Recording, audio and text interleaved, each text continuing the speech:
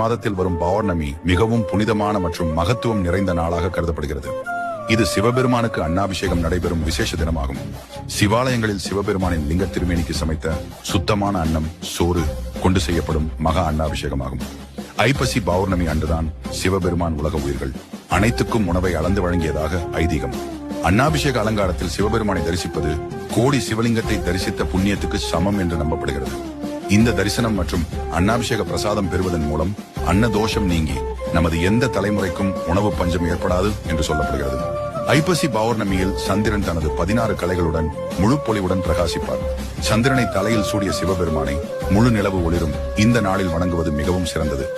ஐப்பசி அன்னாபிஷேக பிரசாதமாக பாகற்காயை சேர்த்து கலந்த அன்னத்தை சில சிவாலயங்களில் வழங்குவது உண்டு.